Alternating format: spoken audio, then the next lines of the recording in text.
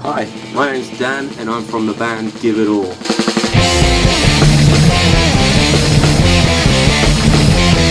day we can go back,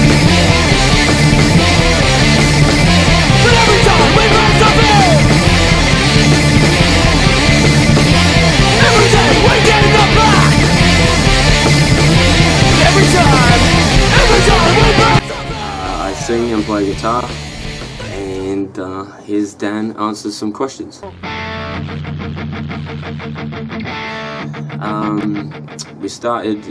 I think I started demoing some songs in 2015 and coming up with the idea to start the band, and then I think we got the guys together and got sort of rehearsing and playing shows in 2016.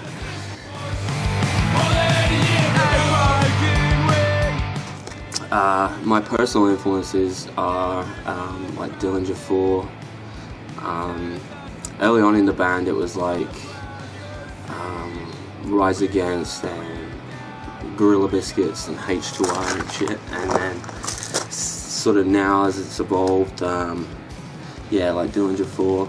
And some of the other guys, they like bands like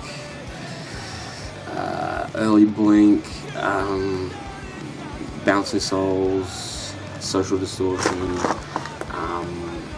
Slayer. Like we sort of vary in our influences, but yeah, D4. Okay, so we've had a few members in the past, and the other guys basically after about a year or two of playing, and we'd play every week, like a few times a week. Basically got to the point where it was like, what are we doing next year? And a bunch of the guys, they just sort of had other things. One was having a baby, one was getting more serious at uni and stuff like that, so we decided to have a break from it. That's what happened to the other guys.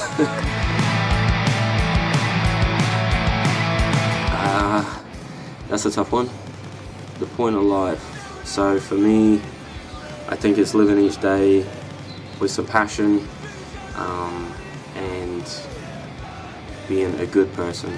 Not being a nice person necessarily, you get walked on if you do that, but being a good person. And sometimes that means being tough, you know, cruel to be kind or whatever. So yeah, being a good person. I still skateboard a little bit occasionally, but I'm like getting on a bit now. And, I don't think anyone else in the band does. Jimmy actually does a bit. He's better than me actually, I think, as well. So yeah, a little bit, but not as much as maybe a couple of us used to. Shit happens, life gets in the way. I started my first band in a garage back in England when I was 14 years old, so I've been doing it for 20 years because I'm old as shit now. Yeah, I still fucking love it, and it's still punk music that I'm playing. Whatever that means.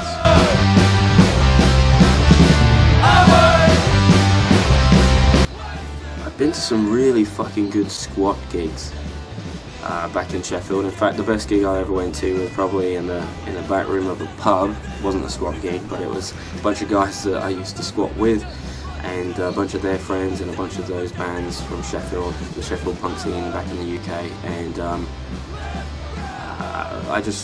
the Wall of Death. I'm not sure whether you've ever seen that, but where everyone like gets someone else on their shoulders, and they, you know, divide the room up into two.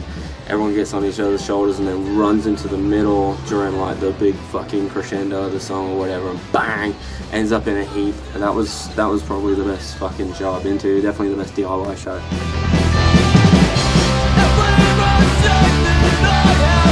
No, we're not straight edge. We did have a guy in the band called John. He was a straight edge dude. We got no issues with straight edge or whatever. And I'm now sober and don't smoke or drink or anything. But no, we're not straight edge. We're open to that. We're all about being positive, and often drugs and alcohol can be, and smoking can be like a bit of a That can be a bad thing, you know, it can lead to a lot of bad things. So we try and promote, you know, just being positive and, you know, working on yourself or whatever. So I'd encourage everyone to do that. But if you want to have some drinks or do whatever you want, then you got to just get it done. And we're not trying to tell anyone what to do.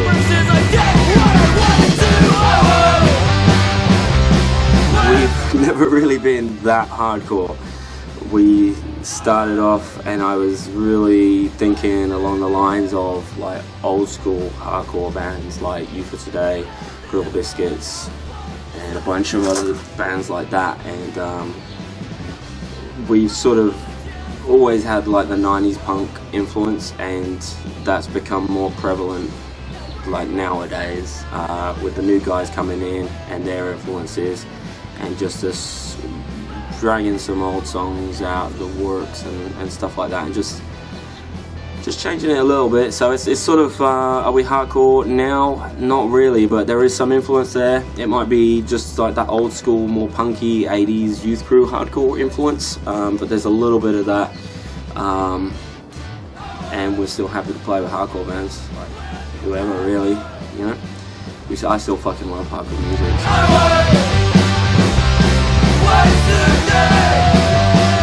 Actually, the first political sort of song is one that we've just written recently. I wouldn't say that we're that political, certainly not like anti-flag or something like that, but you gotta fucking have something to say. You gotta say it, and that's what punk has always been about. And that's what sort of you know, underground music should always be about. So whether or not they're political or social or whatever, as long as I'm speaking my mind.